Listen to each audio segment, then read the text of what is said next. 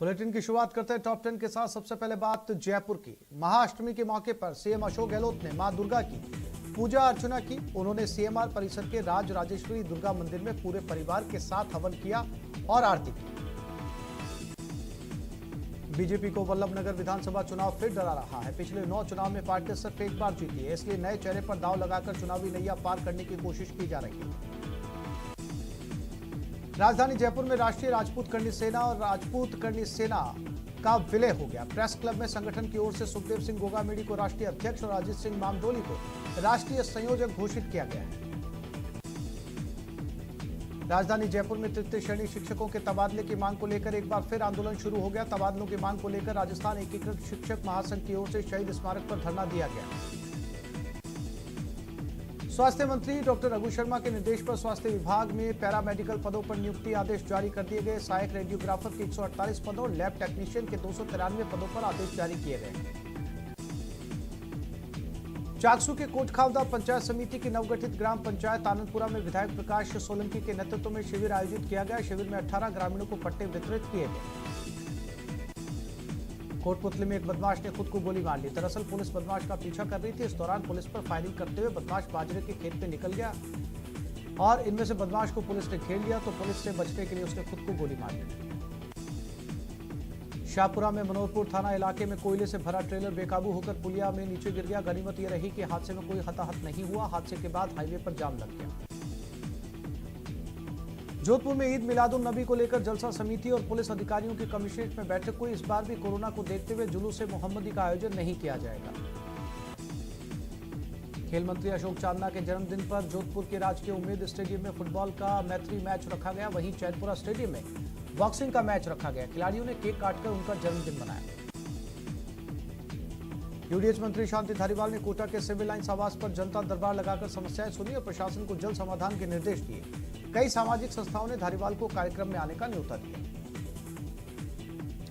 राज्यपाल कलराज मिश्र एक दिवसीय दौरे पर कल कोटा आएंगे। इस दौरान वो श्री कुलम शक्तिपीठ के कार्यक्रम में भाग लेंगे। साथ ही कोटा विश्वविद्यालय में समीक्षा बैठक करेंगे। कोटा के गोविंद नगर इलाके में महिलाओं ने शराब के ठेके के विरोध में मोर्चा खोल दिया। प्रदर्शनकारी महिलाएं ठेके के अंदर तक जा पहुंची और ठेकेदार को खरी खोटी सुनाई। रिहायशी इलाके में शराब ठेके से महिलाओं के छात्र भी परेशान हैं। कोटा के रेलवे अंडरपास पर आधा दर्जन बदमाशों ने एक युवक पर लाठियों से हमला कर घायल कर दिया। घायल युवक को एमबीएस अस्पताल में भर्ती करवाया गया। भीमगंज मंडी नटराज टाकीज के सामने रहने वाले सोनू किसी काम से घर से निकला था। कोटा जिले की सुकेत पुलिस ने 12 साल की नाबालिग के साथ दुष्कर्म के आरोपी को गिरफ्तार कर लिया। बालिका को फिलहाल राजकीय बालिका गृह नाता में अस्थायी रूप से रखा गया है। कोटा की पुरानी सब्जी मंडी में साथी पर हमले के विरोध में गुस्साए व्यापारियों ने बाजार बंद कर दिया और मकबरा थाने पहुंचकर आपराधिक तत्वों को गिरफ्तार करने की मांग की। कोटा के नयापुरा स्थित नर्सिंग गर्ल्स कॉलेज में सांप निकलने से हड़कंप मच गया। छात्राओं ने तुरंत स्नैक कैचर को सूचना दी, जिसके बाद रेस्क्यू करके उसे जंगल में छोड़ा गया। जोधपुर नगर निगम की एकल खिड़की में सुबह अचानक आग लग गई। सूचना के बाद मौके पर दमकल पहुंची और समय रहते आग पर काबू पा लिया गया। कोटा रेल मंडल के 6 स्टेशनों पर 20 पेपरलेस चार्टिंग स्क्रीन लगाई गई है। स्क्रीन पर वेटिंग लिस्ट की जानकारी निरंतर स्क्रॉल होती रहेगी। इससे यात्रियों को अपनी सीट की सही जानकारी समय पर मिल जाएगी। कोटा में भी आज दुर्गाष्टमी पर मंदिरों में विशेष पूजा अर्चना की जा रही है। इस मौके पर माता मंदिरों को विशेष रूप से सजाया गया है। भरतपुर जिले के कावा केंद्रा कॉलोनी से चोरों ने गाड़ी चुरा ली। 3 बदमाशों ने रात करीब 1 बजे वारदात को अंजाम दिया। चोरी की वारदात सीसीटीवी कैमरे में कैद हो गई। भरतपुर जिले की केतवाड़ा थाना पुलिस ने गौ तस्करों के खिलाफ कार्रवाई करते हुए 7 गोवंश से भरे एक पिकअप वैन को जब्त किया। हालांकि गौ तस्कर भागने में कामयाब रहे। भरतपुर में अब डेंगू का प्रकोप लगातार बढ़ता जा रहा है। डेंगू से कई बच्चों की जिले में अब तक मौत हो चुकी है। वहीं 13 डेंगू के नए रोगी मिले। हालात यह है कि जांच के लिए अब लोगों को लंबी लंबी कतारों में खड़ा होना पड़ता है। भरतपुर जिले में उत्तर प्रदेश के बॉर्डर पर स्थित पेट्रोल पंप अब टैक्स की मार झेल रहे हैं। बॉर्डर पर स्थित ज्यादातर पेट्रोल पंपों को उनके संचालकों ने बंद कर दिया, क्योंकि वहां कोई पेट्रोल डीजल भरवाने नहीं जाता। भरतपुर में जिला परिषद सदस्य गोवर्धन सिंह रिठोठी ने प्रेस कॉन्फ्रेंस के दौरान महाराजा सूरजमल की शौर्य गाथा को पाठ्यक्रम में शामिल करने की मांग की। चिकित्सा मंत्री डॉक्टर रघु शर्मा ने अपने क्षेत्र केकड़ी को नए पुलिस थाने की सौगात दी। अब केकड़ी में 2 पुलिस थाने होंगे।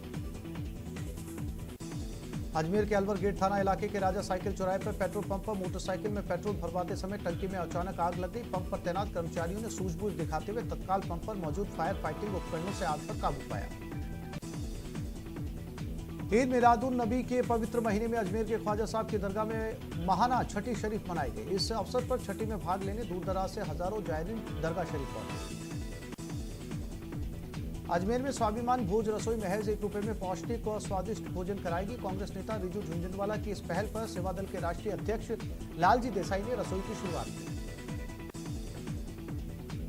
अजमेर के वैशाली नगर स्थित राजकीय उच्च प्राथमिक विद्यालय में एक मिशन संस्था की ओर से स्वास्थ्य शिविर का आयोजन किया गया। साथ ही छात्रों का मनोबल बढ़ाने के लिए पुरस्कार भी बांटे गए। छात्रों को मनोरंजन के लिए जादूगर का शो भी दिखाया गया। अजमेर में दुर्गा अष्टमी का पर्व पूरी आस्था और श्रद्धा के साथ मनाया जा रहा है। शहर के प्रसिद्ध बजरंगगढ़ अंबे माता मंदिर में भी भक्तों की लंबी कतारें देखने को मिल रही हैं। बीकानेर में बीजेपी अनुसूचित जाति मोर्चा ने दलित अत्याचारों के खिलाफ जिला कलेक्ट्रेट पर प्रदर्शन किया और राज्यपाल के नाम कलेक्टर को ज्ञापन सौंपा। अनुसूचित जाति मोर्चा के जिला अध्यक्ष मोहनलाल चावरिया ने कहा कि दलित अत्याचारों के मामले में कार्रवाई नहीं होने पर आंदोलन किया जाएगा। बीकानेर के दंतोर थाना क्षेत्र में आग से किसानों का घरेलू सामान जलकर राख हो गया। पीड़ित भगत सिंह ने आगजनी की सूचना जनप्रतिनिधियों को दी और आर्थिक सहायता देने की मांग की। बीकानेर के देवी मंदिरों में अष्टमी का पर्व धूमधाम से मनाया जा रहा। सुबह से श्रद्धालु माता की पूजा अर्चना करने के साथ ही हवन और पूजन भी कर रहे हैं। बीकानेर के सीमावर्ती क्षेत्र खाजूवाला में दुर्गा अष्टमी के मौके पर 151 कन्याओं को भोज करवाया गया। कन्याओं को भोजन कराने के बाद कुमकुम का टीका लगाकर फल और दक्षिणा दी गई। राजस्थान विधानसभा के नेता प्रतिपक्ष गुलाब चंद कटारिया के 78वें जन्मदिन पर सगत जी मंदिर प्रांगण में कार्यक्रम आयोजित किया गया। इस अवसर पर पारस आत्मीय सेवा संस्थान की ओर से निःशुल्क एम्बुलेंस सेवा शुरू की गई। राजसमंद में गरबा खेलने गई महिला की सांप के काटने से मौत हो गई। मृतका के पिता ने बेटी की मौत पर संदेह जताया और पुलिस से मामले की निष्पक्ष जांच कराने की मांग की। मृतका 15 वर्ष से अपने पति से अलग रह रही थी। उदयपुर में राष्ट्रीय डाक सप्ताह के मौके पर सुकन्या समृद्धि योजना का मेगा कैंप लगाया गया। कैंप में आंगनवाड़ी कार्यकर्ता, आशा सहयोगिनी और डाक कर्मियों ने 10 साल तक की बालिकाओं के खाते खोले।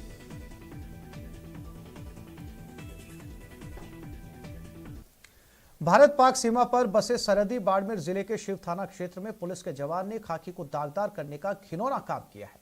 जहां कांस्टेबल ने